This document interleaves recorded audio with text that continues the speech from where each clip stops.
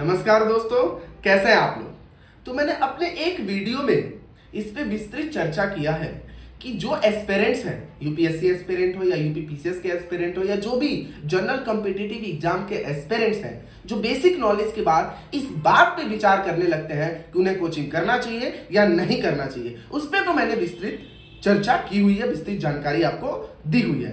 आज हम बात करेंगे इस वीडियो में पेरेंट्स के ऊपर, पेरेंट्स के साथ और पेरेंट्स का आपके साथ बिहेविंग के ऊपर। दोस्तों, हम अपने आसपास की चीजों को देखते हैं, अपने आसपास सोसाइटी, अपने आसपास जो पब्लिक है उससे एक्सपीरियंस करते हैं कि बहुत सारे पेरेंट्स ऐसे हैं जो बिना देखे कि उनके बच्चे में कितना टैलेंट है या उनका बच्चा कितना कैपेबल है, उस बच्चे में कितनी पोटेंशियल है, दूसरे के बच्चों के साथ कंपेयर करके अपने बच्चों को आईआईटी, इंजीनियरिंग या मेडिकल की लाइन में डाल देते हैं। और इसके लिए वो 10th पास होने के जस्ट बाद या तो वो भेज देते हैं कोटा, या तो वो भेज देते हैं बैंगलोर, या तो भेज देते हैं दिल्ली। ऐसे देश के बड़े शहरों में अपने बच्चों को इंजीनियरिंग या मेडिकल करने के लिए भेज देते हैं बिना ये देखे कि क्या उनका बच्चा उस कॉम्पिटिटिव एग्जाम के लिए फिट है या नहीं है। बहुत सारे पेरेंट्स तो ऐसे हैं कि उनका बच्चा जस्ट 5th से ऊपर आ रहा है, 6th क्लास में आ रहा है, वो तभी से फाउंडेशन कोर्स ज्वाइन करा दे रहे हैं,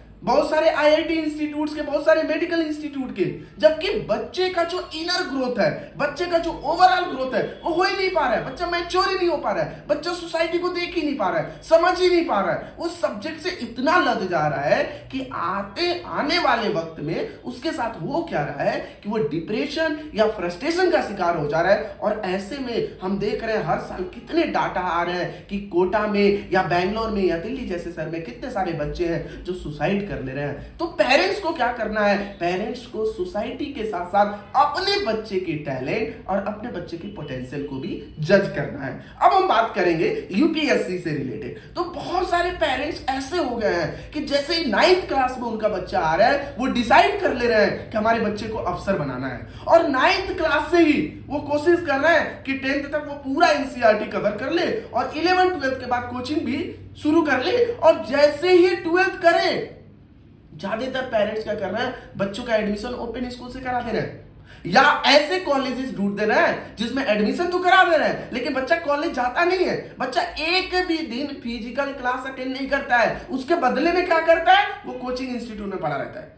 बहुत सारे तमाम बड़े बड़े नामी कोचिंग इंस्टीट्यूट जो आईएएस और आईपीएस की फैक्ट्री टाइप के बने हुए हैं वो उनमें पढ़ा रहता है। और पेरेंट्स को क्या लगता है कि हमारा बच्चा बस कोचिंग में एडमिशन हो गया तो आईएएस बना गया। मतलब वो क्या समझते हैं, वो एक तरह से समझते हैं कोचिंग इंस्टीट्यूट एक फैक्ट्री है, इधर से बच्चा डाले और इधर से अफसर बनकर निकल गया। वो इस थिंकिंग पे जी रहे हैं और बहुत आश्चर्य होता है कि बच्चे का जो डेवलपमेंट होता है ना वो हो ही नहीं पाता है। आप किसी भी ऑफिसर से मिलिए जो ऑलरेडी उस फेज से होके गुजरे हैं, जो आज की डेट में आईएएस है, आईपीएस है, आईपीएस है, जो ऑलरेडी आज की डेट में उच्च पद पे विराजमान है, आप उनसे मिलिए तो वो सबसे पहले यही समझाएंगे कि ग्रेजुएशन तक आप एक्सपीरियंस कीजिए समाज को। आप पहले 12th तक पढ़िए, 12th में अच्छे परसेंटेज लाइए, 90 परसेंटेज लाइए, अच्छे कॉलेज में एडमिशन लीजिए, कॉलेज फेस्ट, कॉलेज की दुनिया, कॉलेज लाइफ एंजॉय कीजिए, और साथ साथ में कॉलेज लाइफ के साथ साथ जो आपका ग्रेजुएशन पीरियड है,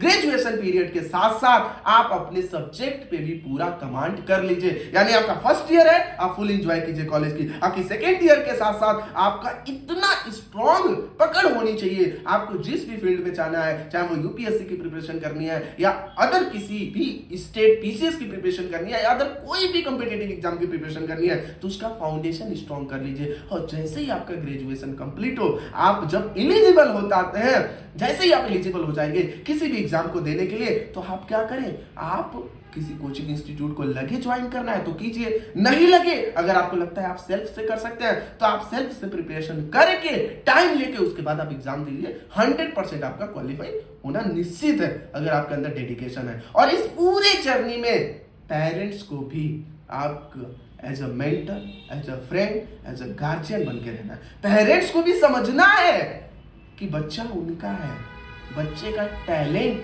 बहुत इंपॉर्टेंट है, क्योंकि समाज को देख के बच्चा आगे नहीं बढ़ेगा। समाज को देख के इंस्पायर हो सकता है लेकिन जरूरी नहीं है कि मैं जिस पद पे हूं या मैं जो करना हूं वो मेरे साथ वाला भी वही करे। जरूरी नहीं है, उसका टैलेंट अलग है। हर किसी का टैलेंट अलग है।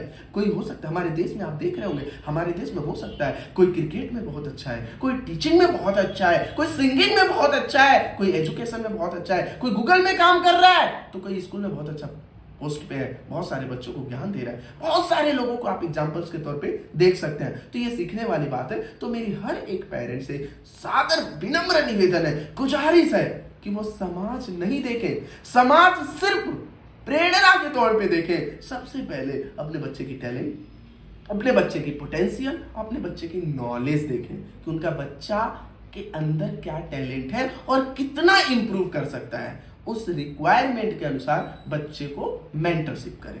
ठीक है, आगे ऐसे ही वीडियो हम आपके साथ लेते आते रहेंगे और आपके साथ जुड़े रहेंगे। Thank you so much.